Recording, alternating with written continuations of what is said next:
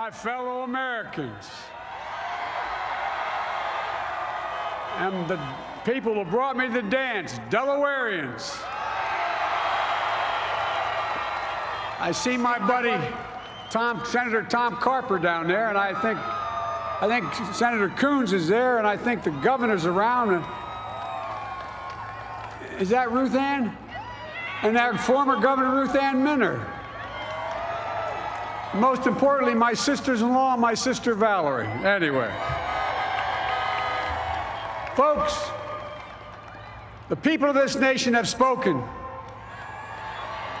They've delivered us a clear victory, a convincing victory, a victory for we the people. We've won with the most votes ever cast on a presidential ticket in the history of the nation. 74 million.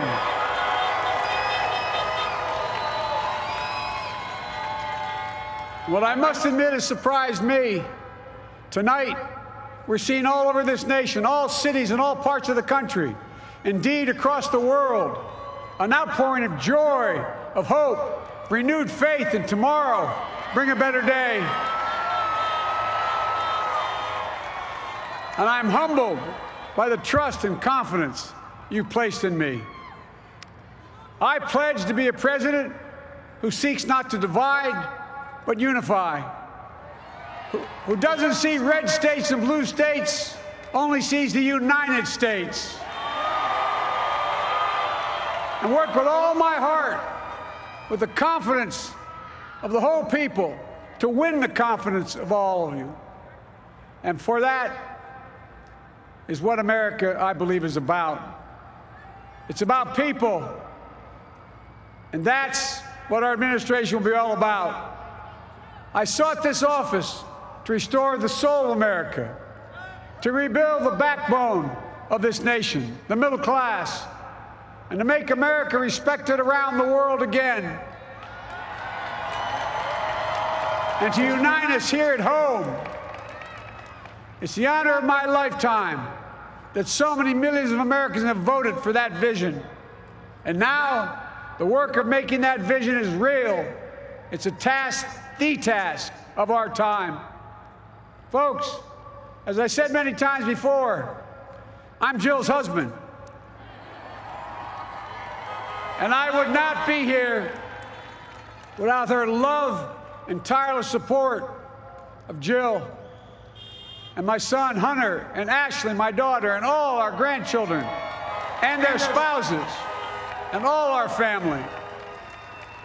They're my heart. Jill's a mom, a military mom, an educator, and she has dedicated her life to education. But teaching isn't just what she does, it's who she is. For American educators, this is a great day for y'all. You're going to have one of your own in the White House. And Jill's going to make a great First Lady. I'm so proud of her.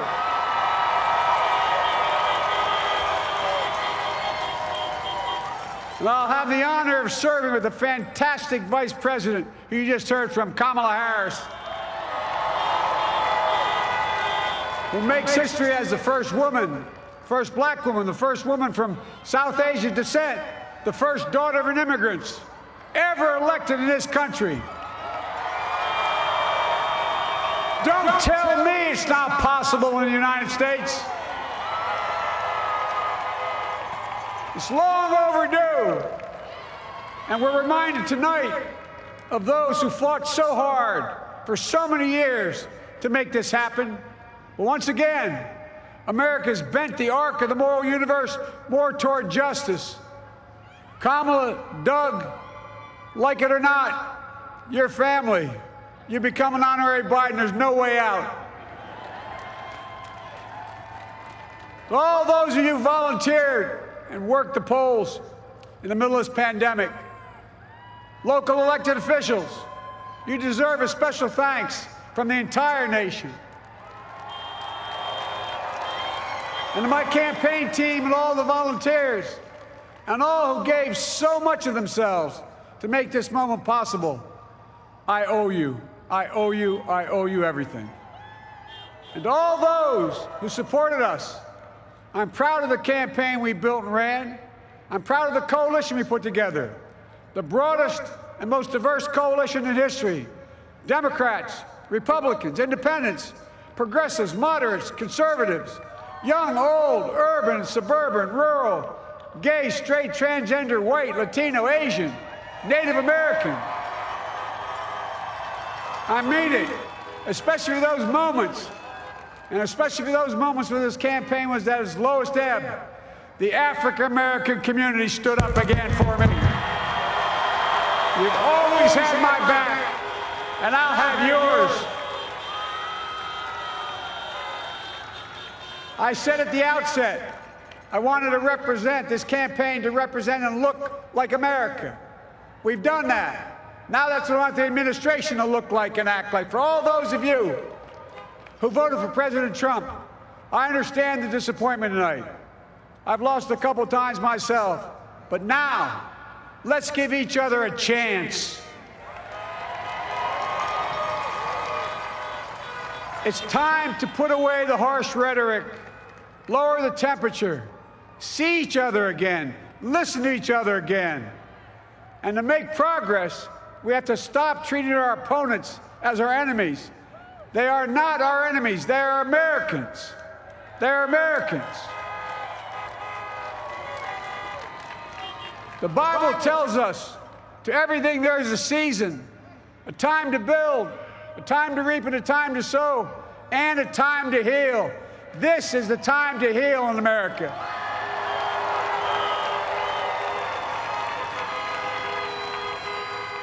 Now this campaign is over.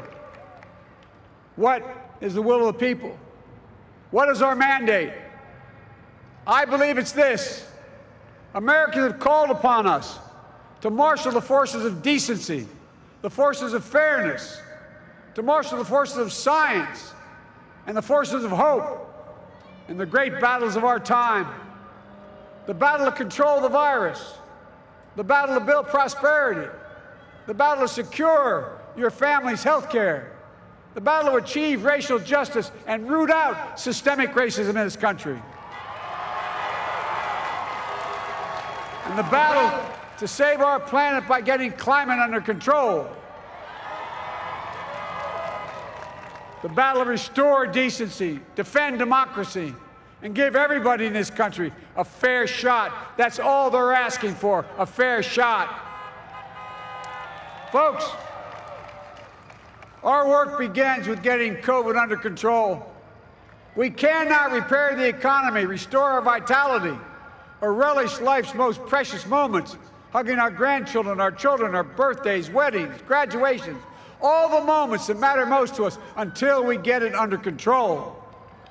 On Monday, I will name a group of leading scientists and experts as transition advisors to help take the Biden-Harris COVID plan and convert it into an action blueprint that will start on January the 20th, 2021. That plan will be built on bedrock science. It will be constructed out of compassion, empathy, and concern. I will spare no effort, none, or any commitment to turn around this pandemic. Folks, I'm a proud Democrat, but I will govern as an American president. I'll work as hard for those who didn't vote for me as those who did. Let this grim era of demonization in America begin to end here and now.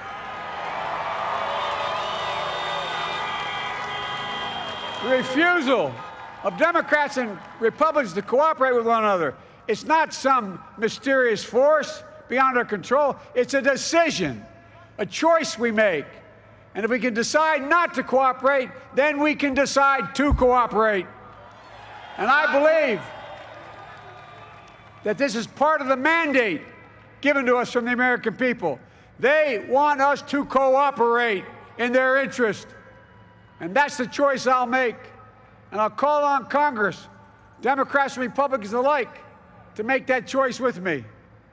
The American story is about slow yet steadily widening the opportunities in America.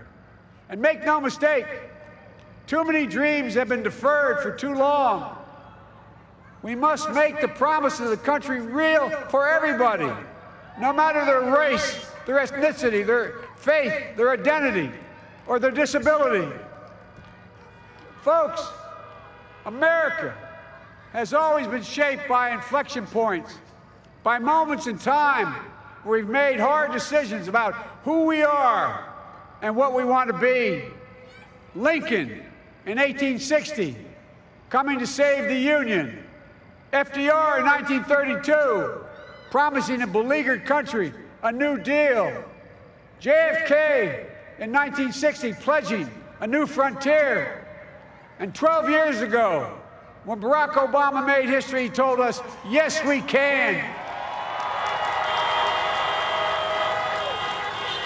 Well, folks, we stand at an inflection point. We have an opportunity to defeat despair, to build a nation of prosperity and purpose. We can do it. I know we can. I've long talked about the battle for the soul of America. We must restore the soul of America. Our nation is shaped by the constant battle between our better angels and our darkest impulses. And what presidents say in this battle matters. It's time for our better angels to prevail. Tonight, the whole world is watching America. And I believe at our best, America is a beacon for the globe. We will lead not only by the example of our power, but by the power of our example. I've always believed, many of you heard me say it, I've always believed we can define America in one word: possibilities. That in America, everyone should be given an opportunity to go as far as their dreams and God-given ability will take them. You see, I believe in the possibilities of this country. We're always looking ahead to an America that's freer and more just, ahead to an America that creates jobs with dignity and respect, ahead of America that cures diseases like cancer and Alzheimer's, ahead to an America that never leaves anyone behind, ahead of America that never gives up, never gives in. This is a great nation. It's always been a bad bet to bet against America. We're a good people. This is the United States of America, and there's never been anything we've been not able to do when we've done it together. Folks, in the last days of the campaign, I began thinking about a hymn that means a lot to me and my family, particularly my deceased son, Bo. It captures the faith that sustains me and which I believe sustains America. And I hope it can provide some comfort and solace to 230,000 Americans who've lost a loved one to this terrible virus this year. My heart goes out to each and every one of you. Hopefully this hymn gives you solace as well. And it goes like this: and he will raise you up on eagle's wings, bear you on the breath of dawn, and make you to shine like the sun, and hold you in the palm of his hand. And now together, on eagle's wings, we embark on the work that God and history have called upon us to do, with full hearts and steady hands, with faith in America and in each other, with love of country, a thirst for justice. Let us be the nation that we know we can be, a nation united, a nation strengthened, a nation healed. The United States of America, ladies and gentlemen, there's never been anything we've tried we've not been able to do. So remember, as our grandpapa used to say when I walked out of his home when I was a kid up in Scranton, he said, "Joey, keep the faith." And our grandmother, when she was alive, she yelled, "No, Joey, spread it. Spread the faith. God love you all. May God bless America, and may God protect our troops." Thank you, thank you, thank you.